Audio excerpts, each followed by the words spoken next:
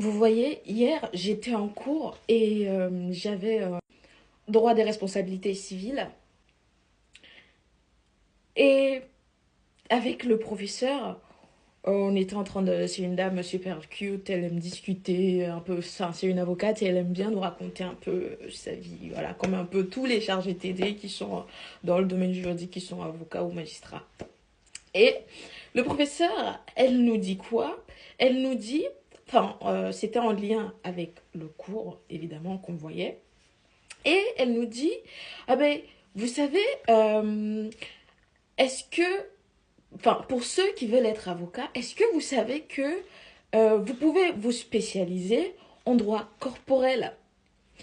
Et quand elle a dit, ça rémunère très bien, c'est là où j'ai haussé le sourcil. Et du coup, je l'écoute un peu plus, voilà, avec un peu plus de vivacité, hein, et de motivation. Et elle dit, vous pouvez vous spécialiser en droit corporel et en plus de vos honoraires, vous pouvez demander des honoraires faut que je me souvienne du nom, de résultats, voilà. Vous pouvez demander des honoraires de résultats. Alors, je vous explique. Voilà, vous êtes l'avocat d'un client et le client a par exemple un problème avec son entreprise et il a eu un accident de travail. Et maintenant le client va être dédommagé. Et bah,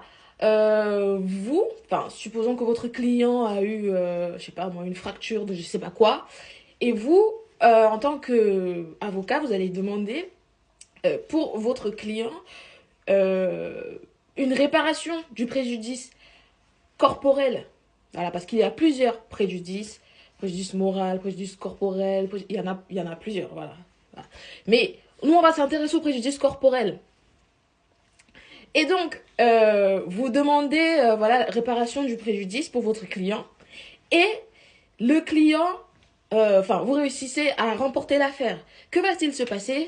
Il va se passer que, en plus des honoraires que vous avez demandé en tant qu'avocat, vous allez demander un pourcentage sur ce que votre client va toucher, hein, c'est-à-dire que la part qu'il aura reçue de l'entreprise pour réparation du préjudice. Et honnêtement, personnellement, je trouve ça bien. Après, vous me direz en commentaire si vous trouvez ça mal, parce que vous dites ah ouais mais c'est quand même l'argent du client et tout. Mais ma prof, elle, par contre, elle disait que elle n'aimait pas trop ça, mais elle a beaucoup de collègues, beaucoup de confrères avocats qui le font.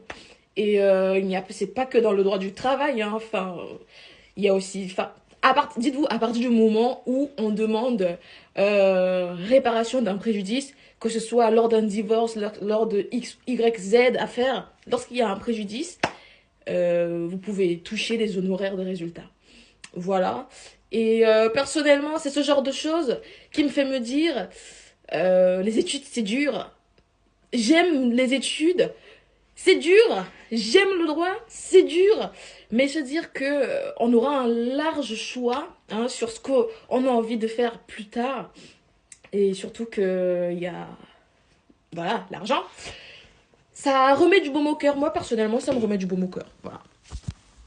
Donc, les gars, c'est ce discours que j'ai l'habitude d'entendre, selon lequel le droit c'est bouché, on peut faire rien faire avec. Non, on peut faire beaucoup de choses avec le droit. Il suffit juste de savoir euh, s'orienter. S'orienter, oui.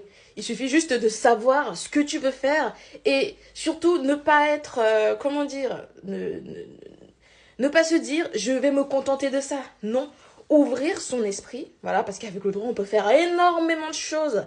La finance, en fait il y a tellement d'exemples. Donc dites-vous que c'est dur, mais derrière il y a un bonheur.